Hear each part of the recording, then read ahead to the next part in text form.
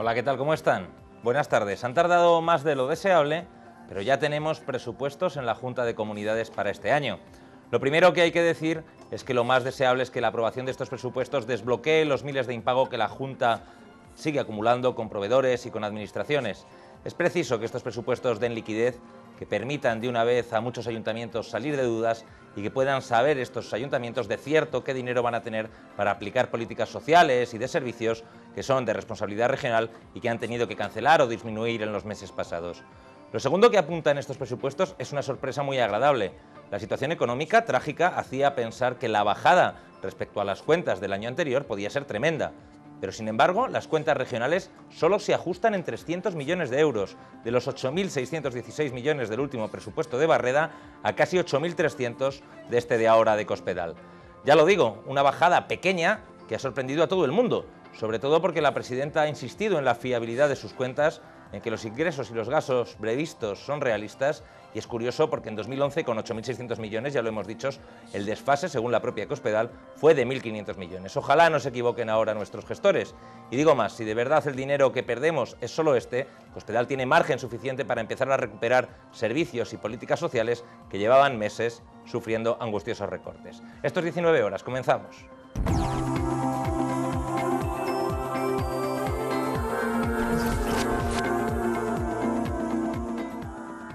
Pues con este asunto empezamos. Hoy se han presentado por la mañana los presupuestos de la Junta. En breve se aprobarán en las Cortes. Tras 5 meses de prórroga, Castilla-La Mancha ya tiene presupuestos para 2012.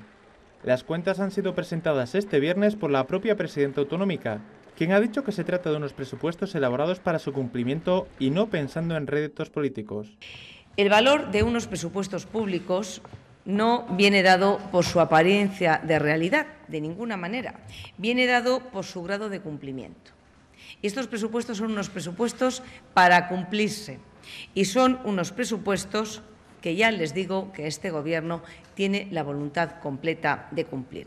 Solo hace falta voluntad política, y la tenemos, saber gestionar, saber administrar con rigor y hacer una política económica, presupuestaria y social para saquear a Castilla-La Mancha del bache en la que nos lo han dejado, no para ganar elecciones, sino para ayudar a nuestra región a salir de donde nos la han dejado. Repito, no para ganar elecciones. En concreto, el presupuesto para la región en 2012 ascenderá a 8.291 millones de euros. Una cifra que supera las previsiones más negativas que podían esperarse y que solo son 310 millones inferiores a los del año pasado. En este sentido, hay que destacar que Cospedal ha dedicado la mayor parte de su intervención a criticar cómo estaban elaboradas las anteriores cuentas, con previsiones irreales de ingresos y gastos. En total, una diferencia entre el presupuesto inicial, el que presentó el Gobierno, y lo que de verdad había que gastar y se sabía que había que gastar, una diferencia, repito, de 1.545 millones de euros. Por eso les hablo de artificios contables y de presupuesto engañoso. Bien. Las cuentas de la Junta para este 2012 vienen muy marcadas por el plan de ajuste que este Ejecutivo planteó al llegar, con múltiples recortes en los gastos. Que considerábamos, como consideramos ahora, que Castilla-La Mancha se tiene que poner en pie e iniciar cuanto antes la senda de la recuperación económica. Pero para lograrlo hay que hacer varias cosas. La primera de ellas, sin duda alguna, el saneamiento de las finanzas públicas. Saben ustedes que en estos días se habla mucho de una contradicción supuesta entre dos términos, entre la austeridad y el crecimiento. Y yo quiero decirles que en absoluto creo en esa contradicción y que no son antónimos, ni mucho menos. Para que se produzca crecimiento hace falta unas cuentas públicas saneadas. No se puede producir un crecimiento con un déficit excesivo y con una deuda excesiva que lastran nuestra economía. Así, el capítulo más sacrificado será el de inversiones, que quedan apenas 228 millones de euros, todo ello buscando ajustar el déficit al máximo admitido del 1,5%, apenas 568 millones de euros. Los presupuestos de Castilla-La Mancha que hoy presentamos están incardinados en un proceso más amplio de saneamiento también de las cuentas públicas nacionales. España está constituida por 17 comunidades autónomas, además de 2 ciudades con estatuto de autonomía. Y, desde luego, el saneamiento de las cuentas públicas nacionales requiere el saneamiento de todas y cada una de las cuentas públicas regionales. Y, desde luego, Castilla-La Mancha va a cumplir con esa obligación, no solo porque creamos que es bueno hacerlo, sino porque también sabemos que es absolutamente necesario.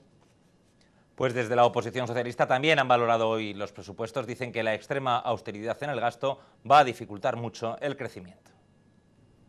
Desde el PSOE han valorado de modo muy negativo los presupuestos de la Junta presentados este viernes por Cospedal. Dicen que la extrema austeridad en el gasto va a impedir el crecimiento. Son unos presupuestos que nos van a llevar a esta región a la paralización. Se van a crecer, sí, pero vamos a crecer como las raíces de los árboles, hacia abajo. Son unos presupuestos que, en vez de provocar el estímulo económico, lo que provocan y lo que van a provocar en esta región es la ruina de todos los sectores. Entiendan la preocupación con la que estamos asistiendo ante esta situación. Luego ya todo lo enmascaran con la herencia recibida. Mire usted, alguna herencia deja usted ya, después de un año. Los socialistas han llamado la atención sobre la previsión de recortar algunos capítulos, como el gasto en personal. Se pone la carne de gallina cuando le preguntan por estos presupuestos y habla de 450 millones menos en capítulo 1. Eso, en una rueda de prensa, sin reflexionar, pues puede... no somos capaces de prever lo que pueda suponer eso. Mire, eso supone cerca de 10.000 personas a la calle en la Junta. A juicio del PSOE, son unos presupuestos que solo pueden contentar a la canciller alemana, pero no a los ciudadanos. Presupuestos que contentan a Rajoy, que Merkel estaría encantada con ellos, pero que ahora las tendencias van por otro camino. Con estos presupuestos, ningún sector, ni los autónomos, ni los emprendedores, ni los funcionarios, no hay inversión en lo público. Ha hablado de una inversión mínima en lo público. Una región sin tejido industrial potente, la única posibilidad que tenemos de crecimiento es que exista inversión en lo público. El proyecto de presupuestos para 2012 ya ha sido presentado ante la Mesa de las Cortes para su inminente debate y aprobación. Pues un proyecto de presupuestos que, como ocurre en estos casos, saldrá aprobado con la mayoría absoluta que tiene el Partido Popular. Para hablar de este y de todos los asuntos que ha deparado la jornada de hoy tenemos de invitada a una excelente periodista de Guadalajara, una amiga, Elma Jarada. Bienvenida. Gracias, Óscar. ¿Qué te parecen los presupuestos? A mí me ha sorprendido que solo bajen 300 millones. Yo esperaba una hecatombe. Una cifra mayor. Lo que pasa que, vale, son solo 310 millones, pero yo creo que el coste social que conllevan, me estoy refiriendo a la pérdida, sobre todo, de puestos de trabajo. Creo que en algún, a lo largo del vídeo dicen que la Junta va a crear, o sea, va a contar con menos puestos de trabajo. Es decir, a mí me gusta insistir en eso, en el coste social, es decir, va a haber mucho más paro, ya lo estamos sufriendo todos, los servicios y algunos programas que se desarrollan desde la Junta o van a verse disminuidos o van a desaparecer. Y también me gustaría apuntar y significar que habla la presidenta regional de que parecen incompatibles austeridad y crecimiento, según sus propias palabras. No, es lo que dice, que no son incompatibles. Sí, bueno, pues yo digo que al ciudadano, al emprendedor, al empresario, a veces le cuesta creer que hablemos de austeridad y que sea compatible con el crecimiento, ¿no? Entonces, bueno, no sé, lo ideal es que se empiece a rodar, que se empiece a andar y que lo que decías tú al principio del programa, que muchos ayuntamientos, que muchos colectivos, que muchas asociaciones puedan seguir manteniendo las prestaciones, los servicios, las iniciativas, los programas, para que el ciudadano vea cierto movimiento. Sí, yo espero que por lo menos la aprobación de los presupuestos dote de liquidez al sistema y la Junta empiece a pagar y se mueva esto un poco y por lo menos, aunque no te vaya nada del dinero, si eres un ayuntamiento, pues sepas con qué cuentas y con qué no, porque hasta ahora es que tienen una incertidumbre. Claro, es que estamos en el mes de mayo, a puertas del verano, y la situación se ha agravado desde el inicio del año hasta ahora. La economía ha ido en retroceso, ¿no? Entonces, bueno, llega tarde. Llega con 300 millones de recorte respecto al presupuesto del año anterior. Es el primer presupuesto de Cospedal, que a mí me ha sorprendido la trascendencia que ha tenido en los medios de comunicación este primer presupuesto de Dolores de Cospedal. Bueno, pues si te parece, cambiamos de tema, que estos asuntos de cuentas son arduos, y vamos a hablar de Juan Antonio de las Heras. Así, antes de ver el vídeo, ¿qué te parece a ti Juan Antonio de las Heras como político? Bueno, yo creo que en el Partido Popular de Guadalajara ahora mismo es vicepresidente, senador, lo ha sido todo o casi todo. Es un hombre muy vinculado a la Diputación, pues también ha pasado por el Ayuntamiento. Se lo preguntaba a Emma porque es que va camino de ser más cosas. Miren este vídeo. El nombre del político popular Juan Antonio de las Heras suena ahora como posible presidente de la Empresa Nacional de Residuos, Enresa, que en Guadalajara en estos momentos está dirigiendo el proceso de desmantelamiento de la nuclear de Zorita. Así lo afirmaba el diario nacional El País en su edición de este jueves. El rotativo dice que de las Heras, economista, es una de las bazas de los populares y también da el nombre de otro popular de la región, el exalcalde de Cuenca, Francisco Javier Pulido. Las opciones de las Heras, actualmente senador en la Cámara Alta, llegan por las excelentes relaciones que tiene con Ramón Aguirre, presidente de la SEPI, de la que a su vez depende Enresa. Según dice el diario El País, el nombramiento del presidente de Enresa fue una exigencia de Cospedal frente a Sáenz de Santa María cuando la presidenta regional aceptó que el cementerio nuclear acabara en Villar de Cañas. Se da la circunstancia de que de las Heras, que podría dirigir el proceso de construcción del ATC, se manifestó en las calles de Guadalajara en contra de su construcción en Yebra. Pues ya lo ven, estaba en contra del ATC en Guadalajara y puede acabar presidiendo Enresa. O no, no sé yo si esa salida, esa manifestación le va a costar esa posibilidad. ¿Tú qué opinas? Bueno, hay gente en la vida pública que ha cambiado de opinión, ha dado marchas atrás y ha cambiado y bueno, no están era ahí. la verdad, de las Heras se oponía a que viniera a Guadalajara, no a que se construyera. Claro. Decir, por ahí puede argumentarlo perfectamente. Lo que sí está claro es que Dolores de Cospedal sabe jugar muy bien sus bazas y en el caso de traerse aquí el ATC habrá puesto como se puede leer cuando en la noticia aparecida en El País, ella sabe jugar su baza y está jugándola y bueno, pues quizás a lo mejor de las Heras. Me parecería curioso que Cospedal haya ganado la batalla de nombrar al presidente Enresa y que acabara siendo de las Heras. Todo el mundo sabe que no es precisamente la misma línea o que no están en la máxima sintonía esas dos corrientes del Partido Popular, pero bueno, estaría bien, ¿no? Por lo menos para lo que respecta a Guadalajara. Sí, y para el propio Juan Antonio, que es un hombre que, como te he dicho al principio, en el partido, en Guadalajara, pues ha tenido su peso específico y lo sigue teniendo. Bueno, de todas maneras ya decimos que es una información que da el País, una posibilidad, no es ni mucho menos una cosa hecha, no es ni mucho menos una certeza. Si te parece... También se dio otro nombre para Enresa, ¿no? ¿Sí? ¿Te acuerdas? No se habló de Porfirio Herrera. Ah, sí, bueno, pero Porfirio ya lo negó. Eso ya Porfirio fue, ya lo negó por que Guadalajara ha estado en el proceso de nombramiento de directores o responsables de Enresa, ha estado.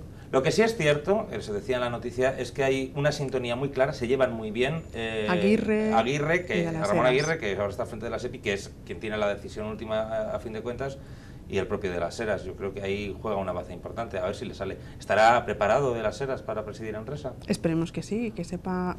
La cuestión es que el proyecto del ATC es un proyecto necesario para España y que está parado ahora mismo. Sí, bueno, y tiene otra responsabilidad aquí en Guadalajara muy grande, Enresa, el que desmantelamiento terminar de Zorita. de desmantelar Zorita. Por cierto, que nos ha llegado una nota hace escasamente una hora y media, de que van a empezar a trocear bajo el agua ya los elementos contaminantes de alta radiación del núcleo del reactor. Vamos, que empieza la fase crítica del desmantelamiento. Así que sí estaría bien que nombraran un presidente en Enresa cuanto antes. Sí, y si es de Guadalajara, bueno, mejor. Pues seguro que sabrán aprovecharlo. Pues vamos a volver a hablar de números. Antes hemos hablado de los de la región y ahora nos toca volver a hablar de los presupuestos de la Diputación. Ya saben que hace 3 o 4 días los presentaba la presidenta provincial, Ana Guarinos. Hoy le ha tocado al PSOE hacer la crítica de los mismos. La vemos. Engañoso, sumiso frente a las otras administraciones y carente de compromiso con los pueblos de la provincia. Así define la portavoz del PSOE en la Diputación, María Antonia Pérez de León, el proyecto de presupuestos para lo que resta de 2012 presentado por el equipo de gobierno del Partido Popular. En opinión del Grupo Socialista, este presupuesto es literalmente un ajuste de cuentas con los pueblos de nuestra provincia. Es decir, es un presupuesto a costa de los pueblos de la provincia, de nuestra provincia, y no por los pueblos de nuestra provincia. Pérez León acusa a la presidenta provincial, Ana Guarinos, de quedarse con el dinero que existe en caja y no invertirlo, como ya hicieron en 2011, año en el que se dejó de ejecutar el 60% del presupuesto. Nos están enseñando el mismo billete que el año pasado se lo guardaron en el bolsillo y este año nos lo vuelven a enseñar otra vez. Cuidado, devaluado. La portavoz socialista ejemplificó esta política con la partida del plan de carreteras, para el que la Diputación tendría 20 millones de euros disponibles, aunque solo presupuesta 10, que dejó de utilizar en 2011 y aporta 1,5 más para 2012. Con estas maniobras, el dinero que debería estar invirtiéndose en los pueblos, creando puestos de trabajo, creando desarrollo, está siendo retenido por la señora Guarinos para engordar sus propias cuentas. Esto ocurre mientras que todavía a los ayuntamientos no se les ha liquidado la recaudación de tributos del año 2011. Esto ocurre mientras los ayuntamientos que han presentado un plan de ajuste van a tener que pagar un 6,25% de interés por el dinero que les adeuda la Diputación y la Junta, motivo por el que no han podido pagar las facturas. El PSOE también puso en duda la anunciada austeridad del presupuesto, al haber detectado un aumento tanto de la partida de gasto corriente como la de personal. La señora Guarinos hace permanentemente gala de esa malentendida austeridad, de una falsa austeridad en nuestro entender, porque está mintiendo. Queda en evidencia en el presupuesto, en este proyecto de presupuestos, porque se aumenta en el 2012 el gasto corriente nada menos que un 50%, 2 millones. Pasa de 2 a 4. Y también sube el gasto de personal, casi otros 2 millones. Viva la austeridad de la señora Guarinos. Sin embargo, las inversiones reales quedan verdaderamente mermadas, 2 millones de euros menos, cuando son realmente la verdadera productividad del presupuesto de la Diputación. Por último, en el capítulo de ingresos, los socialistas denuncian una drástica reducción de aportaciones tanto del Gobierno central como de la Junta de Comunidades. No sé a ti, Emma, a mí me ha gustado ese ejemplo que ponía María Antonia, me ha parecido gracioso, de que se había guardado el billete Guarinos y lo volvía a sacar y lo enseñaba. Lo decía en relación a que el año pasado es evidente que el equipo de gobierno no ejecutó el presupuesto que había, se dejaron prácticamente un 56% sin ejecutar y claro, han tenido mucho remanente de tesorería. En cualquier caso, el presupuesto que ha elaborado para 2012 se pone a prueba ahora, ¿no? A ver qué tal lo hace. También, sí, esa es la cuestión, es decir, está claro que los pueblos necesitan ese dinero y que ahora no es momento de guardar, sino de invertir para que se puedan seguir desarrollando, se puedan, incluso lo que decían desde el Grupo Socialista, crear empleo, que también en las zonas rurales. Todos somos conscientes de que han disminuido las aportaciones tanto del Estado como de la Junta de Comunidades. De manera muy notable, además. Claro, que eso al final repercute pues, en los planes de actuación de la Diputación. En la Diputación de manera radical, claro. Fíjate, hablábamos ayer o anteayer de los planes provinciales de obras, que la Diputación ha tenido que poner todo lo que este año ya no aporta al Estado, porque antes aportaba y ahora ya no aporta. Claro que pueden ser obras muy, muy pequeñas, pero en un pueblo generan una gran actividad y suponen mucho, es decir, mejoran su calidad de vida, que yo creo que es lo que la gente de las zonas rurales es lo que está buscando y en ese papel es en el que trabaja, en ese ámbito es en el que trabajan las diputaciones provinciales. Yo tengo la sensación de que Ana Guarinos ha tomado como dos decisiones. La primera es que todo lo que pudiera parecer ostentoso, opulento, o sea, ese aire de gustar lo bueno que tenía la anterior presidenta, se lo quiere quitar de encima, es muy espartana, muy austera en lo aparente. Y por otro lado, que prefiere tener 5 euros en la caja que gastados. O sea, debe ser una persona muy conservadora en esto del dinero. Sí. Y con esa política ha terminado 2011, a ver cómo hace 2012. Claro, esa austeridad que decías tú, sin embargo, se ve reflejada en una serie de apoyos a colectivos sociales que están demandando, que están cada vez con menos recursos y la Diputación sí que les está apoyando, ¿no? O sea, en esa línea de austeridad sí que se ha mostrado sensible a estos proyectos sociales que ahora más que nunca necesitan el apoyo de instituciones. Y es que las inversiones en los pueblos son, Emma, muy necesarias, pero en la capital también. Si a ti te dijeran una calle de la ciudad que necesita ser reformada ya, ¿cuál dirías? Francisco Aritio. Pues ya hay empresa elegida para la reforma de Francisco Aritio. ¿Se lo creen? Míralo. Ya hay empresa para arreglar Francisco Aritio. La Junta de Comunidades de Castilla-La Mancha ha cerrado el último concurso convocado para la reforma de esta vía de Guadalajara, adjudicando los trabajos a una unión temporal de empresas formada por Tejinser y Cover Collado.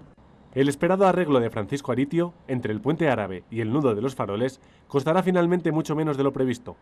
El proyecto se ha adjudicado por 2,2 millones de euros, ya que la empresa ganadora ha rebajado el precio un 42% sobre la licitación. Hay que recordar que el primer proyecto de arreglo, de 2007, fijaba el precio en casi 7 millones de euros, que luego se rebajó a 5, y que tras el cambio de gobierno se acabó dejando en 3,9, ahora reducidos a poco más de 2. La reforma de Francisco Aritio es una de las demandas más acuciantes del arreglo de las calles de la capital alcarreña, ante el pésimo estado en la que se encuentra esta vía, muy usada como entrada y salida de la ciudad. Pues también es que han bajado de precio las cosas en la construcción, pero de 7 millones de euros que se presupuestaron en el año 2007, luego se bajaron a 5, luego llegó el PP, hizo una revisión a 3,8 y al final lo han adjudicado por 2,2. Bueno, yo creo que al ciudadano lo que le importa es que de una vez por todas vea mejorada el acceso, el tránsito, el paseo a esa zona de la ciudad. Ya me da igual el proyecto, que la arreglen ya. Eso dice siempre Antonio Román cuando le preguntan. Sí, además yo creo que es una vía fundamental, no solo porque es una zona de entrada y de salida, no, es que no hay que olvidar que es una zona con un poder económico importante, es una zona de acceso a barrios de la ciudad como son Chopera, Manantiales, y también a las zonas deportivas. Estamos hablando de la cantidad de gente que a diario va a la zona de la piscina de Huerta de Lara y al David Santa María, además de las pistas del Jerónimo, ¿no? Y toda la zona de las edificios, del edificio de cristal, las empresas. Sí, zonas económicas. Tú lo has conocido muy bien, todo ese tránsito de Francisco. Sí, yo lo he sufrido. 10 años has estado, ¿no?, en Nueva Alcaria trabajando y sufriendo esa calle. Bueno, lo que pasa es que los fines de semana, que era cuando yo más trabajaba, se notaba, entonces veías más las deficiencias. Desde luego que lo que yo me imagino es que con 2,2 millones el proyecto no va a ser ni mucho menos tan ambicioso como se planteaba en un principio. Se limitarán a dejar una calle digna, las aceras arregladas, la calzada arreglada, pero florituras las justas, me imagino, sí, ¿no? Bueno, porque con este precio, 2,2 millones de euros para esa calle que tiene un tamaño pero enorme. Solo con regularla, con asfaltarla, con hacer unas aceras por las que puedas andar y no tengas que esquivar o subir y bajar, pues bueno, quizás yo planteo desde aquí que se podría hacer, que yo creo que en el ayuntamiento se ha barajado un plan de apoyo a este arreglo de la vía, que podría ser el embellecimiento de esta zona de la ciudad. A mí me gustaría destacar que Francisco Aritio es uno de los ejes históricos de desarrollo económico de una ciudad. No hay que olvidar que en este enclave, en este entorno, está el cuartel de globos, la antigua fábrica de harinas, la nueva harinera, incluso tenemos la propia estación de Renfe, que tiene más de 150 años de historia, ¿no? Sí, Entonces, la verdad que hay inmuebles que están llamados a ser recuperados también y que merece la pena. El propio barrio. Sí, el barrio merece lucir de otra manera, porque es que está da un espantoso. poco una imagen nada agradable de Y luego la el hecho ciudad. de que sea que una entrada de la ciudad esté bien, dice, de una ciudad. O sea, Sí, por ejemplo, sí. Entrar por la Avenida del Ejército, pues no es que sea la avenida más bonita del mundo, Bueno, pero está arreglada. Hay flores, hay luces. O entrar por la Avenida de Francia, ¿no? O sea, da otra sensación. Pero entrar, salir del tren y llegar a la estación de tren, pues muy gris, ¿no? Da una imagen de una ciudad que como que no hubiese avanzado, y yo creo que eso es erróneo. Bueno, pues a ver si nos arreglan Francisco Aritio y los de aquí dejamos de dejarnos los amortiguadores en esa calle que falta nos hace. Y antes de irnos a publicidad vamos a acabar con una polémica que nos parece interesante tratar. Vamos a hablar de vacunas, de vacunación, porque hay una polémica sanitaria en los últimos días en Guadalajara y una polémica que tiene nombres propios. Por un lado, los compañeros de la cadena SER de Guadalajara, que hace 2 días afirmaron muy rotundamente que hasta 4 centros de salud de la ciudad están teniendo graves problemas de abastecimiento de lo que es la vacuna triple vírica. La cadena SER ha citado fuentes propias y dicen haber confirmado la situación con voces internas de todos los centros implicados. Sin embargo, esta acusación ayer fue desmentida desde la Junta de Comunidades y la directora general de Salud Pública vino a Guadalajara y dijo que la existencia de la vacuna está garantizada y que hay 500 dosis en stock. Esta vacuna, la triple vírica, se emplea para evitar el contagio de sarampión, rubeola y paperas. Se aplica a los niños cuando cumplen 15 meses y luego se repite a los 6 años de edad. A pesar del desmentido, la cadena SER ha seguido informando este viernes de que ellos se reafirman en sus informaciones que las dosis disponibles solo están cubriendo casos de urgencia y que las vacunaciones programadas siguen teniendo problemas. Pues esta es un poco la información, Emma, y hay dos fuentes, no hay más. La cadena SER, que se mantiene en su tesis, y la Junta, que dice que lo desmiente. Y yo creo que hace bien la cadena SER. Si ellos lo hacen, creo que la trayectoria profesional de esta emisora de radio en Guadalajara así lo demuestra. Ellos se siguen reafirmando. Yo creo que no tengo por qué dudar y yo creo que no se metería SER Guadalajara en este charco en un ámbito como el sanitario, en el que crear alarma social es fácil. No sé, yo creo que el tiempo lo dirá y que felicidades a los compañeros. Sí, desde luego Jesús Blanco decía que es la persona que ha dado esta información, es un profesional de más de 30 años de experiencia, de constatada solvencia, y que no creo yo que juegue con estas cosas, pero bien, la Junta también hace su trabajo en desmentir, en decir que está todo resuelto y que no va a haber problemas, y en cualquier caso, si los hay, si esto sirve para que se resuelva... Por eso digo que el tiempo pondrá a cada uno en su sitio. Pues bienvenido sea. Pues hasta aquí hemos llegado en esta primera parte del programa. Yo les invito a que se queden viéndonos, va a haber 5 minutitos de publicidad, y a la vuelta viene un alto cargo de la Junta de Comunidades de Guadalajara, Daniel Martínez Batanero, el director general de Nuevas Tecnologías y Telecomunicaciones. Hasta ahora. Bueno, pues son las 8 menos 25 de la tarde, si siguen viéndonos en directo en 19 horas, el informativo de análisis de Canal 19 2.0, y como les decía antes de la publicidad, para esta segunda parte tenemos como invitado a un alto cargo de la Junta, uno de esos políticos de Guadalajara que anda triunfando por ahí por el mundo. En este caso es Daniel Martínez Batanero, que además es de Cifuentes, para más señas, que aún triunfan más los de Cifuentes de un tiempo a esta parte. Es el director general de Nuevas Tecnologías o de Telecomunicaciones, ¿exactamente el cargo cómo es? Sí, es director general de Telecomunicaciones y Nuevas Tecnologías, y también llevo los temas de Sociedad de la Información, aunque no figure en el cargo. Pues muy bienvenido, Daniel, encantados de recibirle en Canal 19, que por cierto es Canal 19 2.0, porque queremos estar también en la web 2.0 y en las nuevas tecnologías. Está muy bien, hay que ir hacia el mundo 2.0, que es el de la bidireccionalidad y el de la comunicación real en las dos direcciones. Sí. Oiga, hoy han presentado, lo hemos visto, está viéndolo usted también, los presupuestos de la Junta de Comunidades. Me gustaría saber, ¿a usted le han metido un buen tajo, un buen recorte o no? ¿O ha salido bien parado? Bueno, la palabra recortes no me gusta, yo hablaría de ajustes necesarios.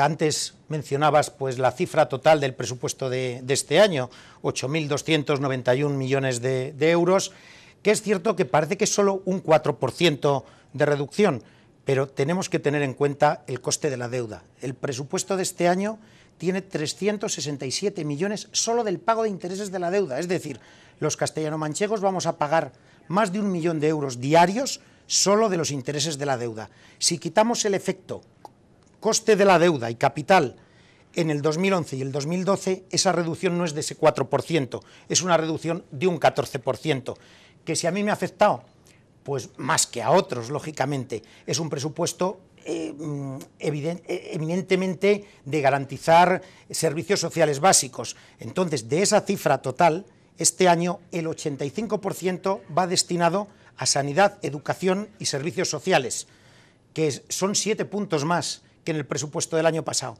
¿Qué significa? Pues significa que sobre ese 14% de reducción global, pues a la tecnología le ha tocado algo más del 14%, pero bueno, tenemos que ser solidarios y entender que primero toca ayudar a quien lo está pasando mal y garantizar esos servicios que no tenemos más remedio que garantizar, y sobre todo un tema de futuro. Estos son unos presupuestos que, aunque presenten reducción, garantizan el crecimiento.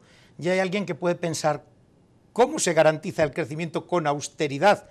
Pues en un contexto de una deuda tan alta, de 10.000 millones de euros de deuda, que solo el coste de los intereses de esa deuda son 367 millones de euros, que es una barbaridad.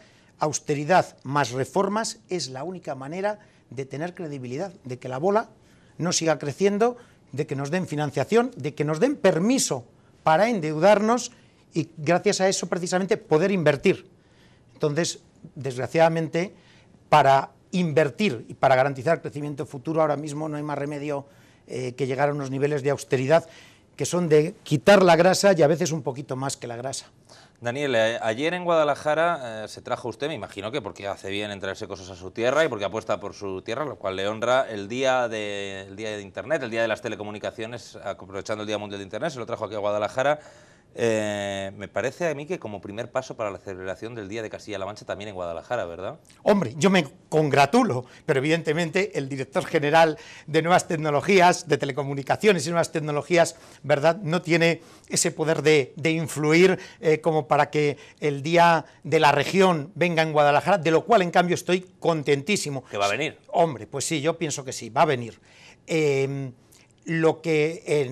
Donde sí fui decisivo y fui influyente fue en intentar que Guadalajara, después de haberse celebrado en el 2009 en Cuenca, en el 2010 en Toledo, en 2011 fue cancelado porque mira por dónde el 17 de mayo, Día de las Telecomunicaciones y de la Sociedad de la Información, popularmente conocido como Día de Internet, pues pilló muy cerca de las elecciones, entonces no hubo Día de las Telecomunicaciones en 2011, entonces yo quise, por un lado, el gesto de recuperar ese día que se había perdido y que su recuperación pues empezase teniendo de ciudad anfitriona una ciudad que con tanto cariño acoge todo tipo de eventos y que además había luchado los últimos años por un impulso de las telecomunicaciones como es Guadalajara. ¿Qué tal salió? Pues salió muy bien, las conferencias fueron de muy alto nivel.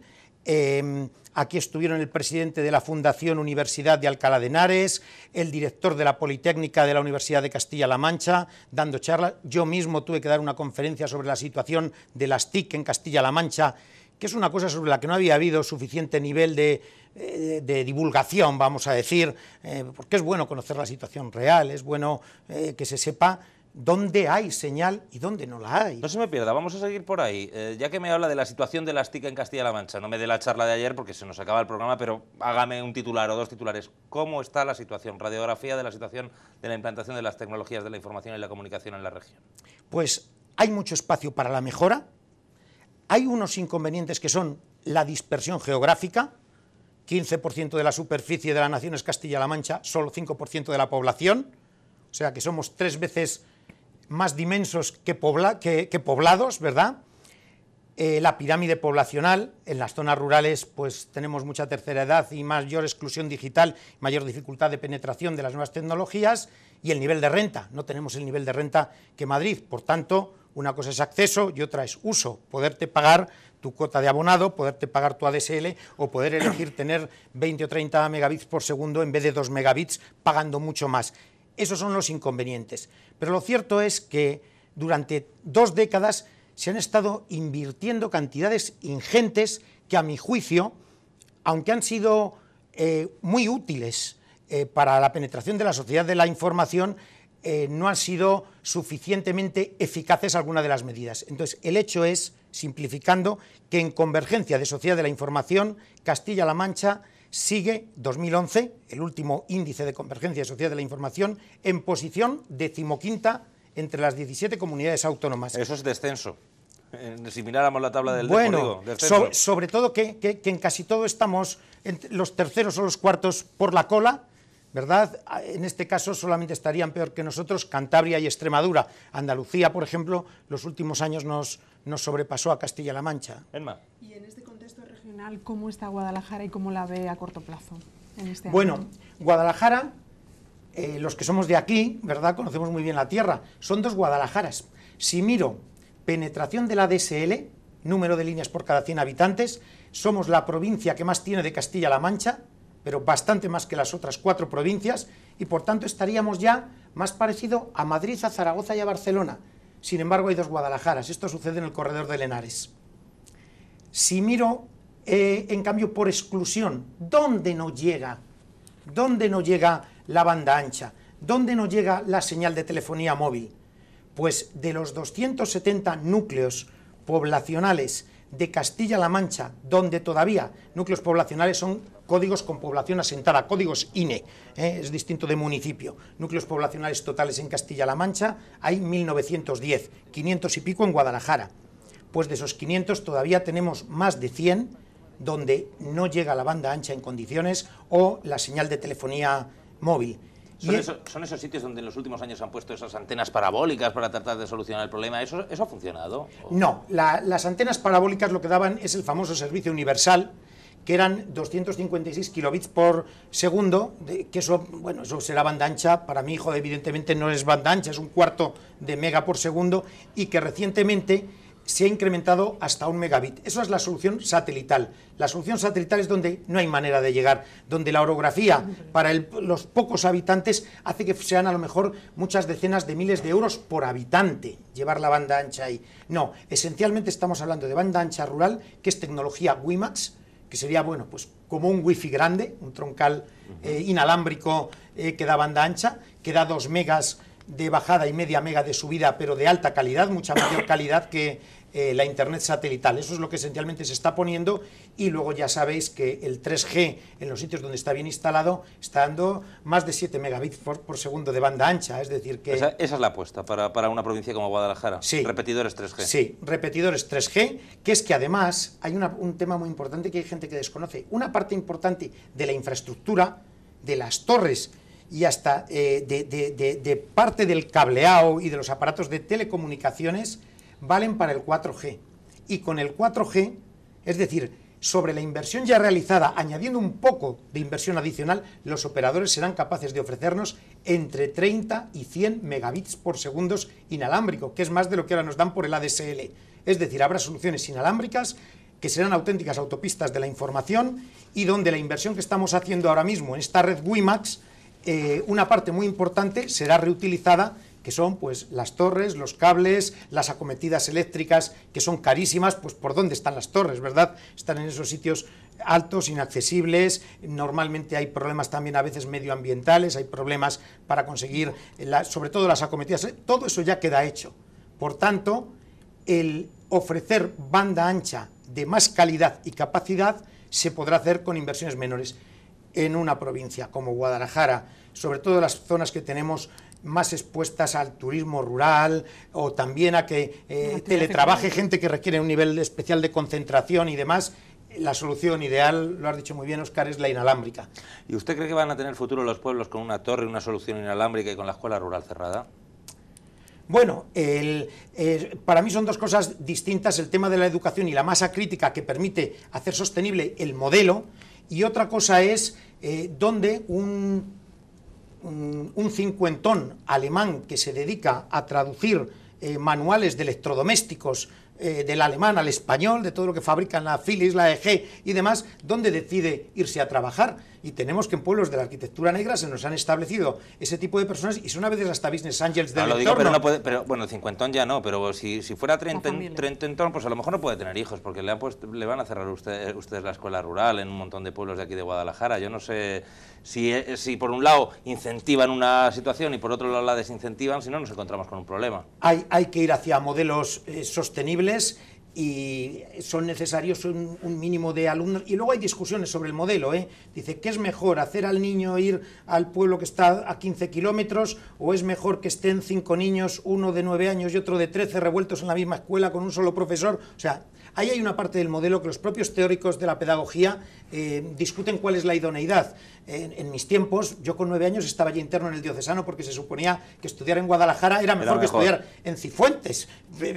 Mi madre era profesora de Cifuentes y me pusieron interno. Quiero decir que esa parte va cambiando. Lo importante es tener una educación de calidad, y lo importante, ya digo, por ejemplo, el presupuesto de la Junta de Comunidades de este año es que a esos 3 capítulos, educación, sanidad, servicios sociales, se va a dedicar un 85%, a una costa de hacer a lo mejor ajustes un poquito más fuertes en otras áreas como es la tecnología. Ahora tiene usted responsabilidades muy importantes en la Junta, pero yo no sé si echa de menos lo que hizo en los 4 años anteriores como concejal de Nuevas Tecnologías en el Ayuntamiento de Guadalajara. Voy a recordar un poco cosas que se hicieron desde que usted llegó y que no fueron pocas. La retransmisión de los plenos, las zonas wifi, los kioscos electrónicos, la página web, que era bastante mediocre, por no decir muy mala, y ahora está muy bien. Los encuentros digitales con los concejales, incluso algunas gestiones administrativas que ya se pueden realizar desde la web, pocas a mi juicio todavía, pero vamos, se avanzó mucho. ¿No echa de menos eso, la verdad? Lo he hecho. Además, tú has mencionado, y es correcto, lo que se ve. Hice otras cosas que no se ven, que tienen menos rédito político, pero de las que me siento mucho más orgulloso. Un anillo de fibra óptica entre la mayoría de los edificios municipales, que eso permite que si tú el registro lo quieres deslocalizar y poner una parte en Aguas Vivas o en el edificio de la policía o en la estación de autobuses, tú puedes ubicar servicios donde quieras ya de fibra óptica, que eso es banda ancha de altísima calidad y por tanto ya están interconectados todos los edificios municipales pues a velocidades de hasta 100 megabits por segundo. Y la segunda cosa, hice un centro de datos que no existía y un centro de respaldo, porque la seguridad y la continuidad ya exigen pues el pensar que los ciudadanos estén tranquilos, que si se inunda la plaza del ayuntamiento, ¿verdad?, pues sus datos, su información y el saber si han pagado o no han pagado está a buen recaudo en otro sitio y que además vas a poder seguir dando ese servicio. Entonces, yo de esas actuaciones, o la Wikipedia, que también fue muy aplaudida en su día, de las que son para los ciudadanos, pues era lo que yo hacía por la gente, porque yo creo, se habla ahora, hay un debate entre el Internet de las personas y el Internet de las cosas. Yo sigo apostando también mucho por el Internet de las personas, pero realmente la parte de más calado fueron esas infraestructuras, el anillo de fibra óptica entre los edificios municipales, el centro de datos, el centro de respaldo, que es lo que es sentar las bases o los cimientos de la infraestructura tecnológica de Guadalajara para una década. Y quedó pendiente, le decía antes, o se avanzó algo, se hicieron algunas cosas, pero quedó pendiente el terminar de cerrar una verdadera administración electrónica, que uno pueda hacer cualquier cosa, pagar la multa, pagar cualquier tasa, cualquier impuesto con su DNI electrónico desde casa, hacer cualquier gestión, descargarse cualquier impreso. ¿Se va a llegar a eso? Pues hay que llegar en Guadalajara y en la Junta de Comunidades de Castilla-La Mancha. Uno de los retos que ahora tengo con mi nuevo sombrero es lo mismo, pero en Castilla-La Mancha. Evidentemente la administración electrónica hay que conseguir que la gente pueda hacer desde su casa 24/7 sus trámites. Lo que en cambio tengo que decir, no sé si es un problema de divulgación, de lectores de DNI digital, de uso de los certificados electrónicos, es que hay trámites que yo puse en Guadalajara tremendamente costosos, de los que luego el número de veces que los ejecutaron los ciudadanos fue unas decenas de veces. Es decir, que en términos de coste unitario, lo que pasa es que eso es la pescadilla que se muerde la cola. Es decir, si tú no pones y no divulgas y no promocionas, nunca se usa, con lo cual no está justificado gastar en aquello, ¿verdad? Entonces, yo soy de los que piensa que hay que seguir en ello, pero entre que pasaron esos planes, no vamos a decir faraónicos, pero sí de vacas gordas, de bonanza, los planes Avanza, los dineros del MITIC y demás, pues ahora cuesta más. Entonces, hay que seguir haciendo, hay que seguir apostando por ello, pero con un mayor criterio, aquí no digo de austeridad, sino de retorno. Hacer de verdad los trámites que vayan a utilizar los ciudadanos y luego fomentarlo. A mí, como manera de fomentarlo, se me ocurren cosas donde, por ejemplo, y luego a lo mejor legalmente no es tan fácil de implementar esto que voy a decir, pero que una tasa tenga un descuento al que lo hace por vía electrónica porque está ahorrando costes presenciales. Por ejemplo. Sí, pero que luego están los problemas legales, Selma, por ejemplo, con las wifis. Yo sé que usted quería hacer una wifi estupenda y se tuvo que quedar en una wifi que está bien, pero muy limitada, muy capada por las cuestiones legales, ¿verdad? Sí, bueno, y también hablabas que a lo mejor hace falta mucha más información y mucha más divulgación, ¿no? Es un poco también a lo que te referías, sí, a las actuaciones en el ámbito rural. Yo creo que la gente a veces no tiene la información suficiente para poder arriesgar y decir, bueno, venga, yo me voy a instalar en una zona rural o me quiero hacer trámites desde casa referidos al Ayuntamiento de Guadalajara. Entonces, la información y la divulgación parecen que son asignaturas pendientes, sí, en este ámbito. Evidentemente, y yo ya en cada acción nueva o desarrollo nuevo que pongo en producción, va definido en el plan la divulgación apropiada. Y de hecho en la Junta de Comunidades pues hay un centro de emprendeduría TIC en Albacete, Believe, recientemente creado, que se va a dedicar fundamentalmente a eso, a la divulgación de todas las TIC que se van lanzando en Castilla-La Mancha. Sin la divulgación, al final muchas cosas acaban teniendo poco uso. Y luego hay veces que cuando se planifica, no se planifica de una manera realista. ¿Quién tiene el DNI digital en el bolsillo? Pues ahora es más de la mitad de la población, en aquel entonces era menos. ¿Quién tiene un lector de DNI digital incorporado en su PC? ¿Quién está dispuesto a comprárselo? A lo mejor, en vez de rebajar el coste de una gestión municipal por hacerlo electrónicamente, a lo mejor también había que regalar el lector o que buscar unas condiciones para... porque al final... A ver si lo regalan como merchandising, como los pinchos y tal. Claro, como un puerto USB, sí, y ya uno puede hacer trámites. Pero luego hay otra parte que esa es un poco más profunda. La gente mira su DNI digital y dice, expira en el 2019, y lo que no sabe es que el certificado electrónico expira a los 2 años. Opa. Y que o renueva certificado de autenticación y el certificado de firma que está en el chipito del DNI, o si no, a los 2 años, y encima se dice, pero si pone que expira en el 2019. Es decir, hay muchas cosas de estas que la gente no sabe y que dificultan eso. Tú estás a 2 días de que te finalice el plazo y resulta que no sabes que tienes expirado el certificado que va dentro del DNI. Esas cosas pasan. Yo me acabo de enterar de que lo tengo expirado ahora mismo. Quedan 1 minuto, 2 minutos de programa. Sí. Quisiera que me dijera muy brevemente, porque si no nos va a dar tiempo a terminar, ¿qué es eso? Es que he leído una entrevista con usted en la agencia EFE que dice que va a hacer una apuesta por el Open Government, por el gobierno abierto, y que eso es una cosa de su negociado. ¿Qué es eso? Sí. El gobierno no es de mi negociado. Dije en la entrevista a agencia EFE que es de mi negociado y de la Dirección General de Comunicación Institucional, de Jesús Rodríguez Camaño, que es el responsable de las estrategias también 2.0 y de comunicación. Yo llevo la parte técnica, las herramientas para que eso sea posible, pero sí, soy parte tremendamente involucrada. Es la transparencia, es utilizar las TIC para favorecer la transparencia, la bidireccionalidad en la información, el que el ciudadano pueda estar proveyendo feedback de las políticas públicas, el que las iniciativas legislativas, los borradores estén accesibles para que la gente pueda opinar, pueda sugerir, pueda aportar mejoras, pueda aportar ideas, pueda aportar iniciativas. Un ejemplo de iniciativa de Open Government aquí en Guadalajara fueron, por ejemplo, los encuentros digitales. O fueron, por ejemplo, el buzón de sugerencias, aquel famoso que se abrió, donde uno podía decir, pues desde un servicio que creía que la provisión era mala, hacer cualquier sugerencia de lo que pasaba por su barrio. Esencialmente es garantizar la transparencia al máximo posible a través de las TIC. Y eso no es solo páginas web, eso son más cosas. Eso es dejar datos accesibles en determinados formatos para que todo aquel que quiera utilizar aquello, trabajar con aquello y conociendo esos formatos, porque son formatos estándar, y estoy hablando de cosas que en Estados Unidos son normales, incluso en algunos países de Asia Pacífico, o que en el gobierno vasco son normales desde hace ya bastantes años. Pues engancharnos a ese carro. Ahí vamos muy retrasados. Y bueno, luego a veces uno piensa esto de las ideologías, quiénes son más partidarios de la pancarta o del referéndum para todo.